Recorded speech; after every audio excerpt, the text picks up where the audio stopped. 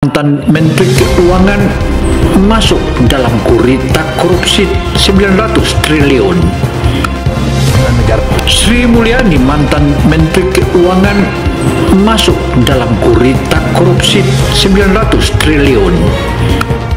Negara di tengah badai krisis. Presiden pun tak pernah ragu memberikan pujian kepadanya. Di mata rakyat, Sri Mulyani adalah pahlawan, simbol integritas yang seolah tak tergoyahkan. Namun di balik tirai kemewahan itu, ada rahasia yang tidak pernah tersentuh. Di ruang kerjanya yang luas, lampu temaram sering menemani larut malam penuh catatan angka. Laporan resmi disimpan rapi untuk publik, sementara di laci besi tersembunyi, terdapat dokumen bayangan, catatan gelap aliran dana negara yang tidak pernah tercatat. Saudara, di balik teduhnya dan ketenangan Sri Mulyani, tampaknya dia dicurigai ada indikasi bermain cantik, dan permainan itu bukanlah permainan biasa, tetapi dugaan keras dia melakukan penggelapan uang negara, dan hasilnya dan besarnya bukanlah sedikit, dan inilah yang membuat Prabowo menjadi heran dan heran. Bagaimana kisahnya? Mari kita ikuti.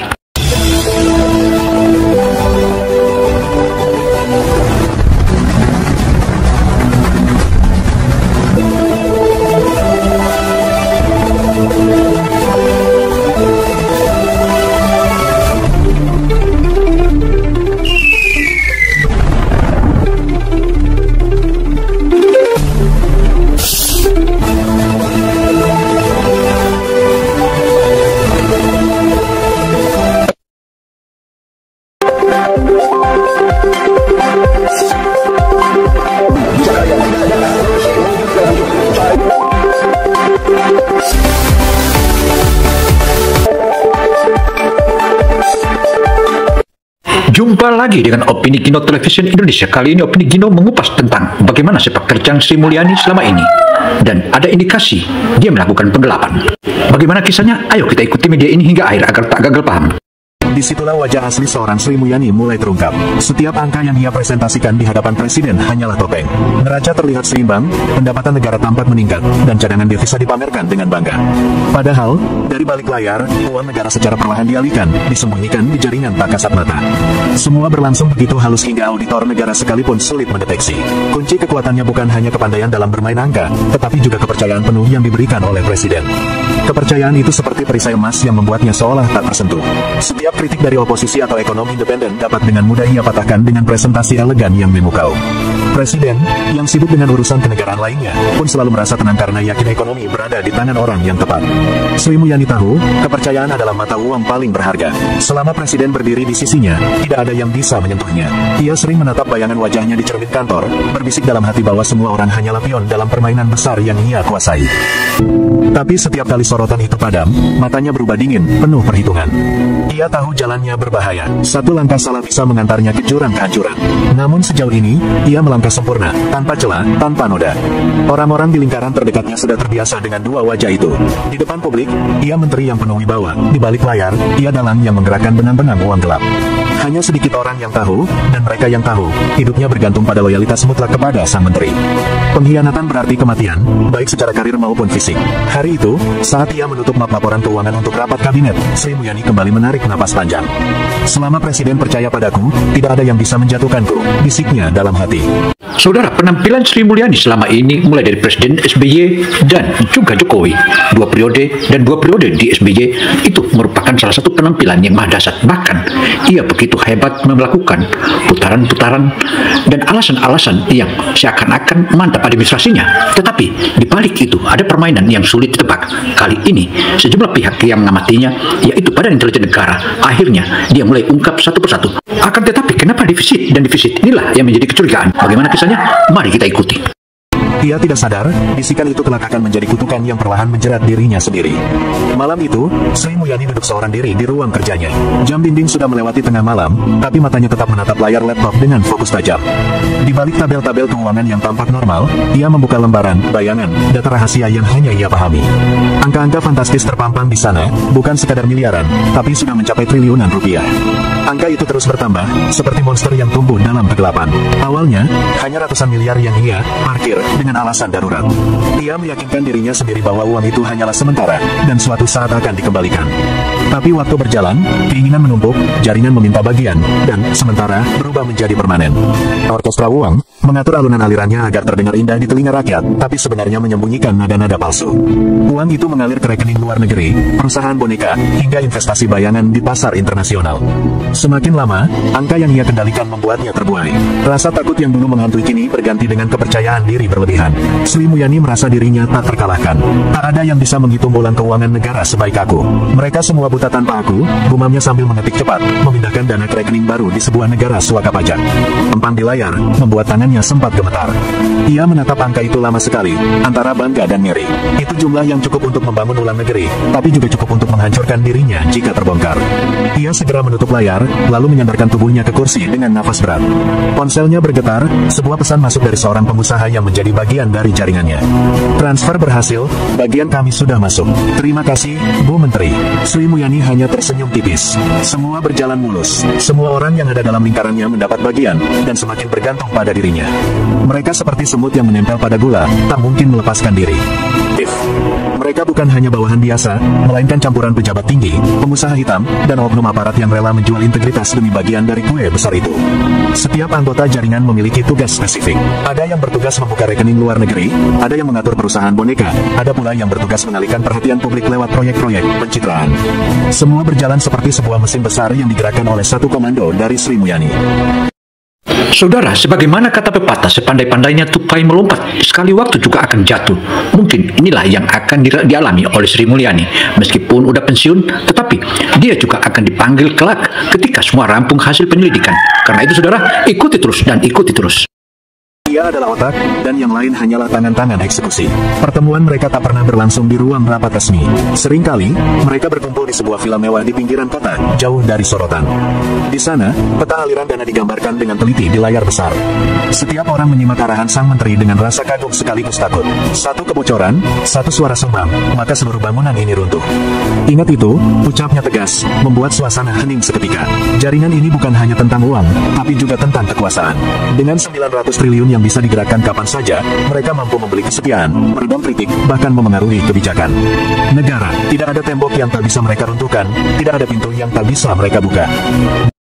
Saudara, Presiden Prabowo setelah melihat hasil raibnya atau hilangnya atau kaburnya atau adanya penyelewengan 900 triliun itu, maka ia makin tajam memplototin apa yang sebenarnya terjadi dan kenapa Sri Mulyani begitu tega dan hilang integritasnya terhadap bangsa ini. Apakah dia sendiri? Tidak, dia tidak sendiri. Ini ada punya rekan lain, dan itu harus diungkap semua jaringannya, dan tunggulah jaringannya akan diungkap. Dan semua itu membuat Sri Mulyani semakin merasa dirinya seperti penguasa di balik penguasa. Namun, semakin besar jaringan, semakin besar pula risiko kebocoran. Ada beberapa anggota yang mulai menikmati gaya hidup mewah, membeli mobil sport, villa, hingga pesta glamor. Jejak itu, meski ditutupi, perlahan menimbulkan tanda tanya bagi sebagian orang di luar lingkaran. Bahwa semakin besar rahasia disembunyikan, semakin dekat pula hari kehancurannya. Pagi itu, Presiden duduk di ruang kerjanya dengan wajah muram. Tumpukan laporan intelijen dari lembaga rahasia terbuka di hadapannya. Ada catatan mengenai aliran dana yang janggal, transfer mencurigakan ke luar negeri, dan gaya hidup beberapa pejabat yang tak sebanding dengan gajinya. Semuanya mengarah pada satu benang merah yang tak ingin ia percayai. Ada sesuatu yang tidak beres di bawah kendali Menteri Keuangannya. Kecurigaan itu semakin menguat ketika Presiden menerima laporan dari lembaga internasional. Ada dana dalam jumlah fantastis yang mengalir dari rekening milik perusahaan Indonesia, terhubung dengan nama-nama yang dekat dengan Kementerian Keuangan. Laporan itu membuat Presiden terdiam lama, matanya menatap kosong ke arah jendela istana. Hari itu, suasana istana begitu tegang. Presiden memanggil seluruh menteri untuk menghadiri rapat kabinet mendadak. Udara dingin dari pendingin ruangan tak mampu menutupi panasnya aura kecurigaan yang berembus di ruangan itu. Semua mata menatap ke arah meja panjang tempat Presiden duduk dengan wajah kaku. Di sebelahnya, Sri Mulyani tampak tenang, seolah tak ada badai yang tengah mengarah padanya. Presiden membuka sidang dengan suara berat. Ada laporan kebocoran besar dalam keuangan negara. Nilainya bukan miliaran, tapi triliunan rupiah. Saya ingin penjelasan langsung dari Menteri Keuangan. Ruangan sontak hening, seolah waktu berhenti. Semua kepala perlahan menoleh ke arah Sri Mulyani. Dengan tatapan teduh, Sri Mulyani tersenyum tipis. Ia membuka map hitam di depannya, mengeluarkan dokumen resmi yang tampak rapi. Bapak Presiden, tuduhan ini jelas tidak berdasar. Semua aliran dana sudah tercatat dalam laporan resmi. Jika ada yang berbeda, itu pasti hanya manipulasi dari pihak tertentu yang ingin menjatuhkan saya, ucapnya lantang, membuat beberapa menteri saling berbisik. Presiden menatapnya tajam. Apakah kamu bersumpah bahwa tidak ada satu rupiah pun yang kamu selewengkan? Namun di sisi lain, map merah berisi data intelijen masih tergeletak di meja. Kerjanya, bukti yang tak bisa ia abaikan begitu saja. Akhirnya ia memanggil seorang jenderal intelijen senior ke ruang pribadinya. Aku ingin kau bongkar semua, tapi lakukan secara diam-diam. Tak seorang pun boleh tahu, terutama dia, ujar Presiden lirih. Begitu, aku juga harus melawan, bisiknya, menyalakan kembali api ambisi dalam dirinya. Ia segera mengumpulkan jaringan bayangan di sebuah pertemuan rahasia. Wajah-wajah tegang menghiasi ruangan, semua menanti arahan dari sang dalang. Dengan suara dingin, Sri Mulyani berkata, Presiden mulai curiga. Jika ia terus menggali, kita semua akan terseret. Jadi kita harus mendahului. Gunakan media, sebarkan isu bahwa kebocoran ini berasal dari pihak lawan politik. Alihkan semua sorotan dariku. Malam itu juga, berita-berita di televisi dan portal online mulai gencar memuat tuduhan terhadap oposisi. Narasi dibentuk seolah kebocoran keuangan adalah sabotase politik, bukan kesalahan Menteri Keuangan. Media sosial pun dibanjiri komentar pasukan bayaran yang menyerang siapa saja yang berani menyebut nama Sri Mulyani. Saudara, polemik di media sosial makin tajam dan ini menunjukkan bahwa mulai ditampakkan buzzer-buzzernya, baik buzzer yang pro pemerintah maupun buzzer pro Sri Mulyani CS, dan tampak sekali bahwa ini betul ada sebuah permainan yang sengaja disembunyikan dan bagaimanapun kebusukan tetap akan terungkap. Itulah yang akan terjadi nanti. Tetapi yang pasti Presiden tak mungkin tinggal diam dan akan diungkapnya hingga tuntas. Akankah kebusukan itu akan terungkap? Mari kita nantikan dan terus nantikan. Tak hanya berhenti di media, Sri Mulyani juga menerapkan kekuatan lain. Ia memerintahkan orang-orang kepercayaannya untuk menyuap pejabat kunci agar menutup mata, bahkan mengancam beberapa auditor yang dianggap terlalu berani. Beberapa orang mendadak mengundurkan diri tanpa alasan, sebagian lagi bungkam setelah menerima amplop tebal. Di balik semua itu, ada ketakutan yang berusaha ia tutupi dengan kemarahan. Tak kesalahannya, ucapnya pada jenderal intelijen. Ia memutuskan untuk membiarkan konspirasi itu berjalan, agar seluruh wajah asli Sri Mulyani terlihat jelas di mata publik. Malam menjelang, Sri Mulyani berdiri di balkon rumah dinasnya, menatap langit yang kelam. Semua ini hanya permainan, dan dalam permainan, yang menang bukan yang paling benar, tapi yang paling kuat, ucapnya pelan. Sorotan kamera wartawan yang sudah menunggu di halaman langsung menghujaninya. Kilatan lampu blitz menyilaukan mata, pertanyaan-pertanyaan tajam dilemparkan tanpa ampun. Sri Mulyani menundukkan kepala, wajahnya tertutup rambut yang terurai, namun sorot matanya menyeratkan pergulatan batin yang dalam. Untuk pertama kalinya, sosok yang dulu berwibawa itu terlihat rapuh, terpojok di bawah tekanan publik. Presiden menunggu di ruang sidang istana, berdiri tegak di balik podium dengan tatapan dingin. Negara ini tidak bisa lagi ditipu, katanya lantang ketika Sri Mulyani dibawa masuk. Suaranya bergema, disaksikan para menteri, jenderal, dan pejabat tinggi lain yang hadir. Ruangan itu hening, semua menanti detik-detik krusial. Apakah pengakuan itu akhirnya akan terucap, atau kebohongan terus dijaga hingga akhir? Dan di balik bayang-bayang gelap itu, jejak-jejak uang 900 triliun masih tersebar entah di mana. Setelah Sri Mulyani digiring keluar dari istana, Presiden duduk sendirian di ruang kerjanya yang temaram. Ia menatap jendela besar yang memperlihatkan langit malam Jakarta, dihiasi lampu-lampu kota yang berkelap-kelip, seakan menertawakan keadaan negeri ini. Meski satu pion penting sudah jatuh, ada perasaan mengganjal yang tidak bisa diabaikan, sebuah firasat bahwa Sri Mulyani bukanlah otak tunggal di balik lenyapnya uang 900 triliun itu. Penyidik mencoba mengorek keterangan, tetapi ia tetap bungkam. Namun, lewat gestur tubuhnya, terlihat ada ketakutan lain yang jauh lebih besar daripada ancaman hukuman penjara. Jadi, salah satu saksi kunci yang baru saja bersedia memberikan kesaksian ditemukan tewas misterius di rumahnya. Media langsung memberitakan insiden itu sebagai bunuh diri, tetapi tim investigasi Presiden menemukan jejak yang mencurigakan, pintu rumah terkunci dari luar, dan ada bekas suntikan di lengannya. Semua ini mengindikasikan bahwa ada kekuatan besar yang sedang berusaha menghapus jejak kebenaran. Presiden semakin yakin bahwa uang 900 triliun itu bukan hanya soal korupsi pribadi, melainkan bagian dari operasi besar yang melibatkan sindikat internasional. Saudara, Presiden Prabowo bukanlah orang baru dalam permainan politik maupun permainan curi-mencuri ataupun kalangan koruptor ini. Dia melakukan satu upaya yang tidak pernah dipahami oleh pejabat-pejabat lain. Dan tentu saja langkah-langkah itu adalah langkah intelijen, sebagaimana dia seorang militer yang dulu sebagai komandan detasemen Gultor. Ini bukan hanya tentang Sri Mulyani. Ada dalang yang jauh lebih kuat di balik semua ini, katanya dengan suara berat kepada para penasihatnya. Wajah-wajah di ruangan itu berubah pucat, menyadari bahwa mereka kini sedang berhadapan dengan kekuatan bayangan yang bisa mengguncang negara hingga akar-akarnya. Presiden terdiam, keringat dingin mengalir di pelipisnya. Siapa yang dimaksud? Menteri, penasihat terdekat, atau bahkan seseorang yang selama ini ia percaya sepenuh hati? Malam semakin larut, namun istana terasa semakin panas. Presiden menatap peta besar Indonesia yang terbentang di dinding ruangannya. Di balik bendera merah putih yang gagah berkibar, ia tahu negeri ini sedang diguncang oleh permainan licik segelintir manusia tamak. Pertanyaan besar pun menggelayut di benaknya, beranikah ia melangkah lebih jauh, meski taruhannya adalah kekuasaannya sendiri, bahkan nyawanya. Bisa terbantahkan, dalam besar di balik hilangnya uang 900 triliun bukan hanya seorang pejabat biasa, melainkan seseorang yang selama ini berada di lingkaran kekuasaan terdekatnya. Pengkhianatan itu bagai pisau yang ditusukkan dari belakang. Nama itu akhirnya terbaca jelas. Seorang tokoh politik kawakan, yang sejak lama dianggap sebagai pilar kepercayaan, ternyata menjadi otak utama jaringan penggelapan.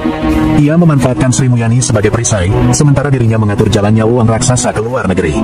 Presiden terdiam, kedua tangannya mengepal, matanya menatap kosong ke arah bendera merah putih. Jadi selama ini, aku ditipu orang yang kuberi kepercayaan penuh, gumamnya lirih. Di ruang tahanan, Sri Mulyani mendapat kabar mengejutkan. Ia mendengar bahwa dalam sebenarnya mulai dibidik oleh Presiden. Wajahnya pucat, tangannya gemetar, dan untuk pertama kalinya ia membuka mulut kepada penyidik. Kalian tidak mengerti, mereka itu bukan orang biasa. Mereka bisa membuat negeri ini runtuh hanya dengan sekali perintah, ujarnya dengan nada getir. Kata-kata itu membuat bulu kuduk semua orang yang mendengarnya berdiri. Ketika Presiden bersiap mengumumkan nama dalam besar ke publik, ancaman datang bertubi-tubi. Telepon misterius masuk ke istana, berisi ancaman pembunuhan, bahkan ada upaya sabotase terhadap jaringan listrik di ibu kota. Malam itu Jakarta gelap gulita selama beberapa menit, menambah ketakutan bahwa kelompok bayangan ini memiliki kekuatan jauh lebih besar dari yang diperkirakan. Namun Presiden tidak goyah. Dalam rapat darurat bersama TNI dan Polri, ia memutuskan langkah paling berani sepanjang karirnya, membongkar dalam besar itu secara terbuka di depan rakyat. Kalau aku mati, biarlah rakyat tahu siapa pengkhianat sejati negeri ini, katanya dengan suara lantang. Para jenderal terdiam, menyadari risiko besar yang menanti, tetapi sorot mata Presiden memantulkan tekad yang tak tergoyahkan. Keesokan harinya, istana dipenuhi ribuan rakyat yang menunggu pengumuman. Sorakan menggema, kamera media dari seluruh dunia menyorot podium utama. Presiden naik ke atas panggung, wajahnya tegas meski tubuhnya tampak letih. Dengan suara bergetar tapi penuh keberanian, ia menyebut nama dalam besar yang selama ini bersembunyi di balik bayangan. Saudara, kebusukan ataupun keburukan tak akan mungkin mengalahkan kebaikan.